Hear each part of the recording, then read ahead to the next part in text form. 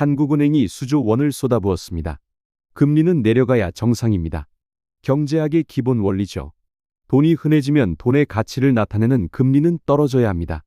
그런데 2026년 1월 현재 대한민국에서는 이 상식이 완전히 무너지고 있습니다. 한국은행이 최근 채권 시장을 안정시키기 위해 수조 원의 돈을 쏟아부었습니다. 불을 끄기 위해 물을 뿌린 겁니다. 그런데 결과는 어땠을까요? 시장 금리는 오히려 연중 최고치를 경신하며 치솟았습니다. 이건 마치 불을 끄려고 뿌린 것이 물이 아니라 기름이었던 것과 같은 기이한 현상입니다. 도대체 왜 이런 일이 벌어지는 걸까요? 시장은 이미 알고 있습니다. 대한민국 경제라는 배의 밑바닥에 부동산 PF와 가계부채라는 거대한 구멍이 뚫렸다는 사실을 말입니다.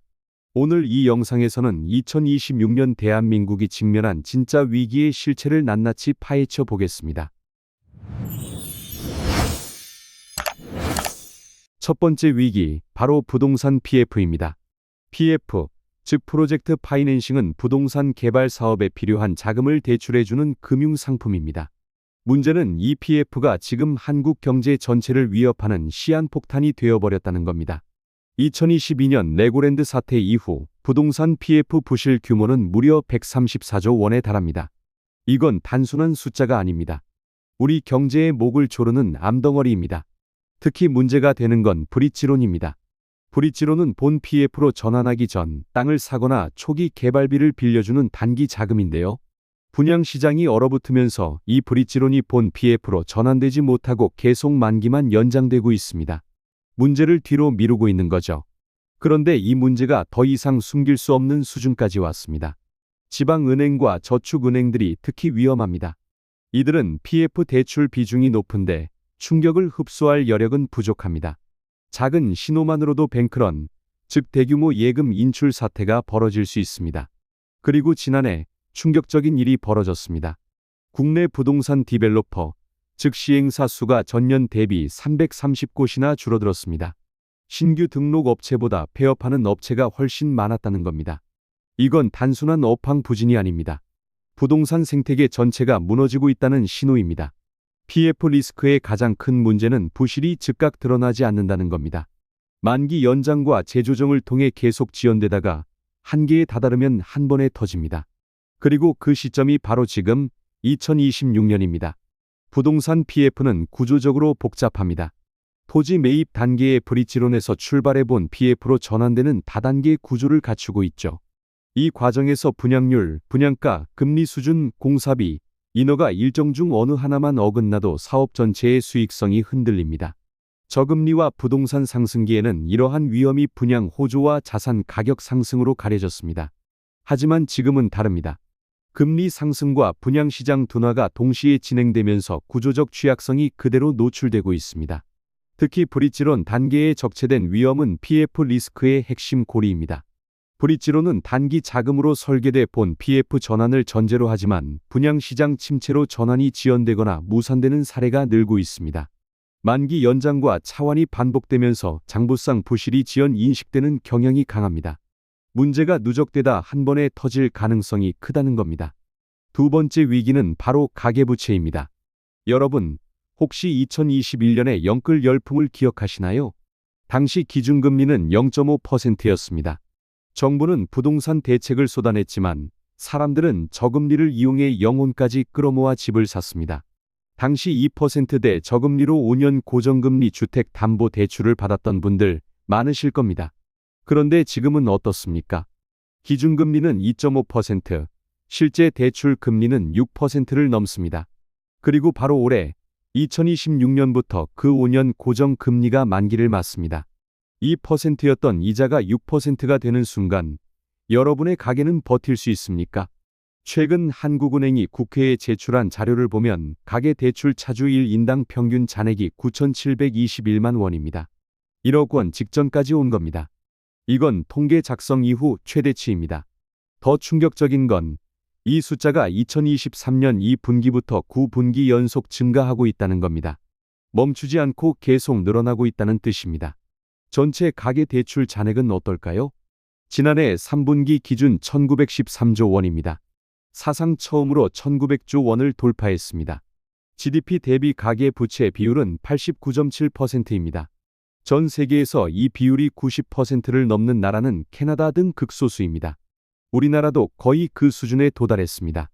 정부는 이 비율을 80%까지 낮추겠다고 목표를 세웠지만 현실은 정반대로 가고 있습니다. 왜 이렇게 됐을까요? 특례 보금자리론 같은 정책 대출이 DSR 규제를 받지 않으면서 많은 사람들이 상환 능력을 넘어서는 대출을 받았기 때문입니다. 단기적으로는 서민들의 자금 접근성을 높였지만 장기적으로는 빚의 함정을 만들어 버렸습니다. 특히 위험한 건 30대와 40대입니다. 이 연령층이 전체 가계 대출의 58%를 차지합니다. 가장 경제 활동이 왕성해야 할 나이에 빚에 짓눌려 있는 겁니다. 그리고 이들 대부분이 수도권에 집중되어 있습니다. 수도권 대출 비중이 60.9%입니다. 2026년은 가계 부채의 재조정기입니다. 금리 인상으로 이자 부담이 커진 상황에서 고정금리가 만기를 맞으며 연체율이 급증할 가능성이 높습니다. 특히 개인 사업자의 연체율은 이미 2년 새 3배 가까이 올랐습니다. 가계 부채 문제는 단순히 개인의 파산으로 끝나지 않습니다. 소비가 얼어붙으면서 내수 경제가 무너지고 그게 다시 기업 실적을 악화시키는 악순환이 시작됩니다. 그리고 PF 부실과 가계 부채가 동시에 터지면 금융 시스템 전체가 흔들릴 수 있습니다. 가계부채로 인한 원리금 부담 증가는 가처분 소득 감소, 소비 감소로 이어져 장기적으로 저성장을 유발합니다. 2023년 7월 한국은행 보고서에 따르면 소득 상위 20%가 소득 점유율의 37%를 차지했는데 대출 잔액의 53%를 차지했습니다. 고소득자가 빚의 절반 이상을 차지해 부실 위험이 상대적으로 낮다는 평가도 있지만 문제는 증가 속도입니다. 이 속도로 가면 언제든 위험 수위를 넘을 수 있습니다. 세 번째 위기는 외부에서 옵니다. 바로 환율입니다. 2025년 원달러 환율은 평균 1,422원이었습니다. 역대 최고 수준입니다. 2026년 1월 현재도 1,460원대를 오가고 있습니다. 심리적 마지노선인 1,500원을 계속 위협하고 있는 겁니다. 왜 원화 가치가 이렇게 떨어졌을까요? 첫 번째 이유는 미국입니다. 미국 연준은 금리를 높게 유지하고 있습니다. 상대적으로 한국 원화의 매력이 떨어지면서 외국인 투자자들이 한국을 빠져나가고 있습니다. 두 번째 이유는 일본입니다. 일본은행이 금리를 올리기 시작했습니다. 그동안 일본은 마이너스 금리 정책을 유지하며 엔화 가치를 낮게 유지했습니다. 이 덕분에 투자자들은 엔 캐리 트레이드를 할 수 있었습니다. 엔 캐리 트레이드란 일본에서 낮은 금리로 돈을 빌려서 금리가 높은 다른 나라에 투자에 차익을 남기는 전략입니다. 그 규모가 무려 5,000조 원에 달합니다. 그런데 일본이 금리를 올리면서 이 자금이 빠져나가기 시작했습니다. 2024년 8월 일본은행이 금리 인상을 발표하자 글로벌 금융시장이 패닉에 빠졌던 것 기억하시나요? 2026년에도 일본의 추가 금리 인상 가능성이 있습니다. 그때마다 한국을 비롯한 신흥시장에서 자금이 빠져나갈 겁니다. 고환율은 단순히 환율 숫자가 높다는 게 문제가 아닙니다. 수입 물가가 올라갑니다. 우리가 해외에서 사오는 모든 물건의 가격이 오릅니다. 석유, 곡물, 원자재 모두요. 이게 소비자 물가로 이어집니다. 그러면 한국은행은 딜레마에 빠집니다. 경기가 안 좋으니 금리를 내려야 하는데 물가가 오르고 환율이 불안하니 금리를 함부로 내릴 수가 없습니다. 이게 바로 스태그플레이션입니다. 저성장과 고물가가 동시에 오는 최악의 시나리오죠. 실제로 한국은행은 2025년 12월 2026년 소비자 물가 상승률 전망치를 2.0%에서 2.1%로 상향했습니다. 20일 만에 전망치를 바꾼 겁니다. 환율 불안 때문이었습니다. 환율이 1,460원에서 1,500원으로 오르면 어떻게 될까요? GDP가 달러 환산으로 줄어듭니다. 같은 경제 규모라도 환율이 높으면 달러로 환산한 GDP는 작아집니다. 이게 바로 한국의 1인당 GDP가 감소한 이유 중 하나입니다. 네 번째 위기는 경쟁국의 약진입니다. 특히 대만입니다. 충격적인 뉴스가 있습니다. 2025년 한국은 22년 만에 1인당 GDP에서 대만에게 역전당했습니다. 한국의 2025년 1인당 GDP는 36,107달러입니다. 전년보다 0.3% 감소했습니다. 3년 만에 감소한 겁니다. 반면 대만의 1인당 GDP는 38,748달러입니다. 한국보다 2,600달러나 많습니다. 한국은 2003년에 대만을 추월했었습니다. 그 이후 쭉 앞서 있었는데 22년 만에 역전당한 겁니다.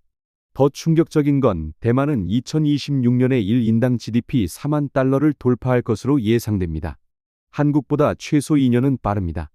IMF는 한국이 4만 달러를 달성하는 시기를 2028년으로 보고 있습니다. 왜 이런 일이 벌어졌을까요? 대만은 인공지능 붐을 정확히 포착했습니다. TSMC, 즉 대만 반도체 제조사는 세계 최대 파운드리 기업입니다. 엔비디아 같은 AI 칩 회사들에 납품하며 글로벌 반도체 공급망의 핵심 역할을 하고 있습니다. 2025년 대만의 수출액은 6,407억 달러로 역대 최대치를 기록했습니다. 연간 수출 증가액만 1,658억 달러입니다. 한국은 어떨까요? 연간 수출 증가액이 261억 달러입니다. 대만의 6분의 1 수준입니다. 대만의 실질 GDP 성장률은 2025년에 7.4%에 달했습니다. 한국은 1.0%였습니다. 7배 이상 차이가 납니다. 2026년에도 대만은 4% 이상 성장할 것으로 예상됩니다. 한국은 1.8%에서 2.1% 사이로 전망됩니다. 여전히 2배 이상 차이가 납니다. 이건 단순히 GDP 숫자의 문제가 아닙니다. 국가 경쟁력 전체가 뒤처지고 있다는 신호입니다. 우리는 반도체 강국이라고 자부했습니다. 그런데 AI 시대를 맞아 파운드리와 시스템 반도체에서 대만과 미국에게 밀리고 있습니다. 메모리 반도체만으로는 부족합니다. 게다가 우리는 내수 문제, PF 문제, 가계 부채 문제로 발목이 잡혀 있습니다. 대만은 이런 문제들이 상대적으로 덜합니다. 글로벌 투자자들은 이미 선택을 끝냈습니다. 한국보다 대만에 투자하는 게 낫다고 판단한 겁니다. IMF 전망에 따르면 2025년 한국의 1인당 GDP 순위는 세계 34위에서 37위로 3계단 떨어졌습니다. 반면 대만은 38위에서 35위로 올라갔습니다. 완전히 순위가 뒤바뀐 겁니다. 대만은 2021년 3만 달러를 돌파한 뒤 5년 만인 올해 4만 달러대에 진입할 것으로 전망됩니다. 5년 만에 1만 달러를 올린 겁니다. 한국은 어떨까요? 2016년에 3만 달러를 돌파했습니다. 그런데 10년이 지난 지금도 4만 달러에 도달하지 못했습니다. 오히려 3만 6천 달러 선까지 후퇴했습니다. 이게 바로 우리의 현실입니다. 이 모든 위기 속에서 한국은행은 딜레마에 빠져 있습니다. 금리를 올리면 어떻게 될까요? PF와 가계 부채가 폭발합니다. 이자를 감당하지 못한 사람들이 연쇄 부도를 낼 겁니다. 그렇다면 금리를 내리면 환율이 더 올라가고 자산 거품이 더 커집니다. 그리고 외국인 투자자들이 더 빠져나갈 겁니다. 이게 바로 외통수입니다. 어떤 선택을 해도 부작용이 큽니다. 2025년 한국은행은 기준금리를 2차례 인하해서 2.5%로 내렸습니다. 2026년에도 추가 인하 가능성이 있지만 폭은 제한적일 것으로 보입니다. 가계 부채 부담 때문에 금리 인상기에도 한국은 미국보다 훨씬 적게 올렸습니다. 하락기에도 마찬가지입니다. 그런데 문제는 시장이 한국은행의 정책을 믿지 않는다는 겁니다. 처음에 말씀드렸죠? 한국은행이 수조 원을 풀었는데 시장 금리는 오히려 올랐다고요. 이건 시장이 한국은행이 아무리 돈을 풀어도 근본적인 문제는 해결되지 않는다고 판단했다는 뜻입니다. 신뢰가 무너진 겁니다. 그리고 2026년 5월 중요한 일이 하나 더 있습니다. 제롬 파월 미국 연준 의장의 임기가 만료됩니다. 새로운 의장이 누가 될지, 그 사람의 통화 정책 방향이 어떨지에 따라 글로벌 금융시장이 요동칠 수 있습니다. 한국 경제는 미국 금리에 매우 민감합니다. 미국이 금리를 높게 유지하면 한국도 어쩔 수 없이 금리를 높게 유지해야 합니다. 그러면 부채 폭탄이 터집니다. 한국은행법 1조 1항은 이렇게 규정하고 있습니다. 이 법은 한국은행을 설립하고 효율적인 통화신용정책의 수립과 집행을 통해 물가 안정을 도모함으로써 국민경제의 건전한 발전에 이바지함을 목적으로 한다. 한국은행의 가장 중요한 정책 목표가 물가 안정임을 분명히 밝힌 것입니다. 그런데 지금 상황은 어떻습니까? 물가는 계속 오르는데 경기는 침체되고 있습니다.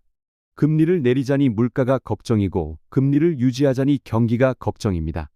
2026년에도 내수 진작과 디플레이션 방어 등을 위한 추가적인 기준금리 인하를 단행할 것으로 전망되지만 그로 인한 내수 진작 효과는 더디게 나타날 것으로 판단됩니다.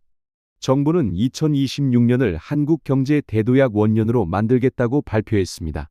잠재 성장률을 반등시키고 양극화를 극복하겠다는 겁니다. 구체적으로 어떤 정책들이 있을까요? 첫째, AI를 통한 신산업 창출입니다. AX, 즉 AI 트랜스포메이션을 본격 추진하겠다고 합니다.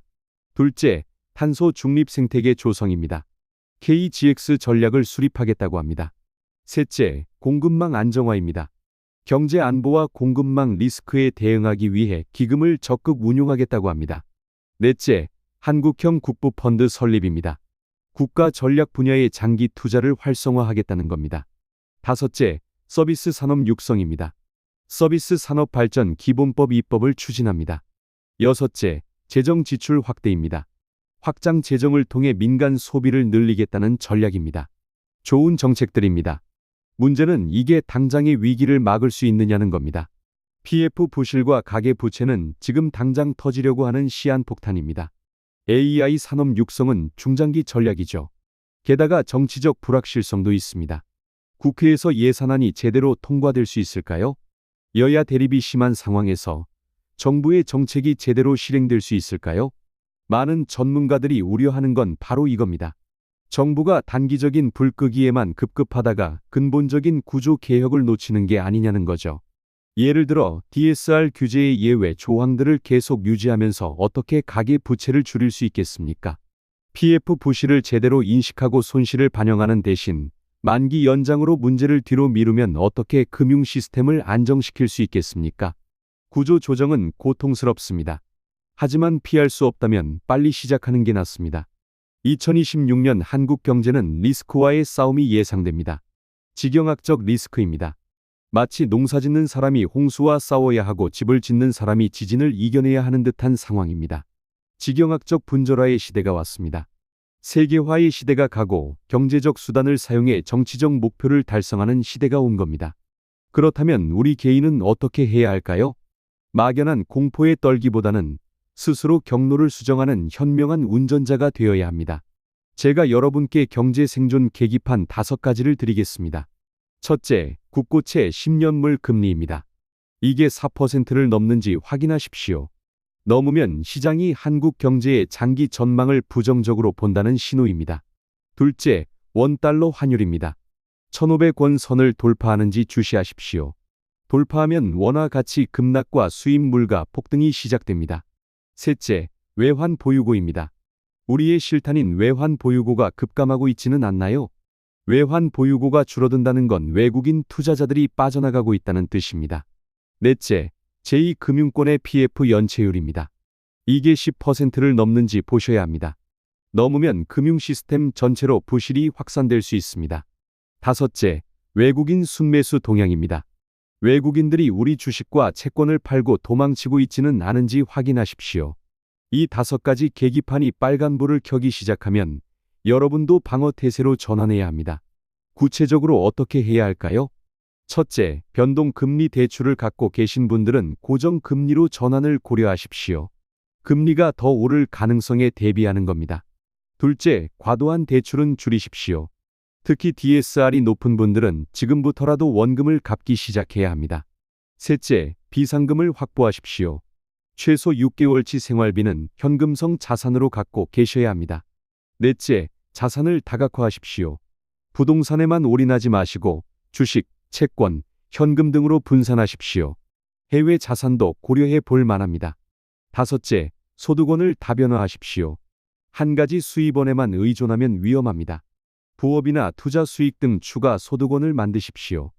여섯째, 경제 뉴스를 꾸준히 체크하십시오. 무관심이 가장 위험합니다. 상황을 정확히 알아야 대비할 수 있습니다. 2020년부터 2025년까지 한국 경제 성장률 평균치가 1.7%입니다. 한국은행은 2025년 2월에 2025년 경제 성장률을 1.5%로 전망했는데 기존 전망치에서 0.4%포인트나 하향 조정했습니다. 이어 2025년 5월에는 0.8%로 추가 하향 조정했습니다. 0.7%포인트 추가 하향 조정은 한국은행의 경제 전망 역사상 최대폭입니다. 2025년부터 2026년 동안에도 경기 침체 국면에서 벗어날 만한 마땅한 돌파구는 보이지 않습니다. 이것이 우리가 직면한 냉혹한 현실입니다. 여기까지 들으시면 너무 암울하게 느껴지실 수 있습니다. 하지만 위기는 언제나 기회와 함께 옵니다. 역사를 돌아보면 큰 위기 이후에는 항상 새로운 질서가 만들어졌습니다. 1997년 외환 위기 이후 한국은 구조 조정을 단행했고 그 결과 더 강한 경제 체질을 갖추게 되었습니다. 2008년 글로벌 금융 위기 이후 우리는 새로운 성장 동력을 찾았습니다. 2026년의 위기도 마찬가지입니다. 부실이 정리되고 건강한 자산이 제값을 받게 되는 과정입니다. 그 과정에서 기회가 생깁니다. 첫째, 부동산 시장이 조정됩니다. 거품이 빠지면서 실수요자들에게는 오히려 기회가 될 수 있습니다. 둘째, 부실 기업들이 정리되면서 시장이 건강해집니다. 경쟁력 있는 기업들은 더 강해질 겁니다. 셋째, 새로운 산업이 부상합니다. AI, 바이오, 그린 에너지 같은 미래 산업에 투자 기회가 생깁니다. 넷째, 금융 시스템이 개선됩니다. 위기를 겪으면서 규제가 강화되고 시스템이 더 튼튼해질 겁니다. 중요한 건 준비입니다. 위기는 모두에게 공평하게 옵니다. 하지만 그 결과는 준비한 사람과 그렇지 않은 사람에게 완전히 다르게 나타납니다. 준비된 사람에게 2026년은 위기가 아니라 도약의 발판이 될 것입니다. 여러분은 어떤 선택을 하시겠습니까? 2026년 세계 경제를 종합하면 위기는 예측 불가능한 비용의 상승으로 오고 기회는 대체 불가능한 공급망의 지분에서 옵니다. 기술 이전 실패라는 리스크를 안고 있는 초기 바이오 벤처들에게 거대 생산 플랫폼과의 협업은 위기 속의 새로운 기회입니다. 오늘 우리는 2026년 대한민국 경제가 직면한 4가지 위기를 살펴봤습니다. 부동산 PF 시안 폭탄, 가계부채 폭탄, 환율 급등과 엔캐리 트레이드 청산, 그리고 대만의 역습까지. 이 4가지가 동시에 터지면 어떻게 될까요? 상상하기 어렵습니다. 하지만 우리는 이미 2번의 큰 위기를 이겨낸 경험이 있습니다. 1997년과 2008년을 기억하십시오. 그때도 많은 사람들이 이번엔 끝이다라고 말했습니다. 하지만 우리는 극복했습니다. 2026년도 마찬가지입니다.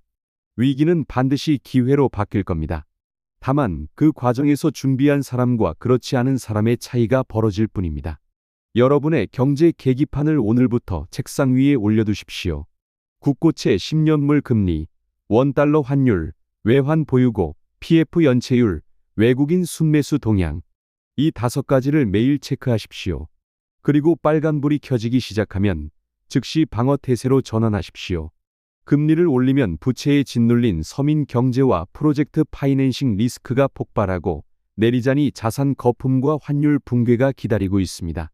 살고 싶은 곳에 제대로 된 주택을 공급하는 정책 없는 규제 일변도의 접근은 시장 왜곡의 장기화를 부를 가능성을 높입니다. 노답이라 불릴 만큼 과열된 서울 중심의 부동산 가격 상승은 고환율에 따른 금리 인상 필요성을 정면으로 가로막습니다.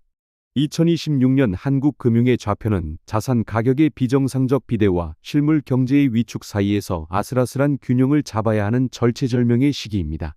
하지만 기억하십시오.